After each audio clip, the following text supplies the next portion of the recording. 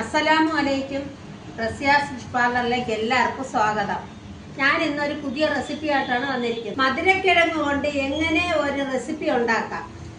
ഞാൻ എടുത്ത മധുരക്കിഴങ്ങ് കുക്കറിലിട്ട് ഒന്ന് നല്ലതുപോലെ പുഴുങ്ങിയെടുക്കണം.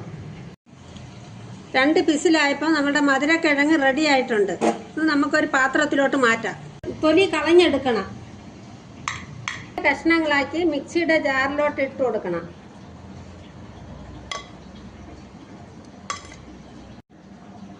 അതിലോട്ട് 1 ഗ്ലാസ് പാലും 3 ഏലക്കയും 1 സ്പൂൺ ഈത്തപ്പഴത്തിൻ്റെ സിറപ്പും ഈത്തപ്പഴവും നട്ട്സും കൂടെ ഇട്ട് കൊടുക്കണം. അടച്ച് നല്ലതുപോലെ അടിച്ചെടുക്കണം. എല്ലാം കൂടി മിക്സിയുടെ അടപ്പ് വെച്ച് അടച്ച് അടിച്ചെടുക്കണം. അങ്ങനെ മധുരക്കിഴങ്ങ് കൊണ്ടുള്ള നമ്മുടെ റെസിപ്പി റെഡി ആയിട്ടുണ്ട്. ഹെൽത്തിയായ ഒരു റെസിപ്പിയാണ്.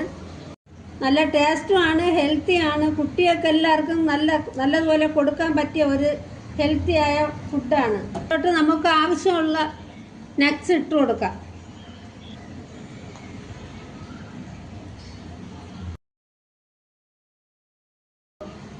രണ്ട് ചേരുവകൾ കൊണ്ട് കുട്ടികൾക്കും മുതിർന്നവർക്കും എല്ലാവർക്കും ഹെൽത്തി ആയിട്ടുള്ള ഒരു ഫുഡാണ്. നമുക്ക് 4 മണിക്കായാലും എപ്പോഴായാലും ഇത് ഉണ്ടാക്കി കഴിക്കാം.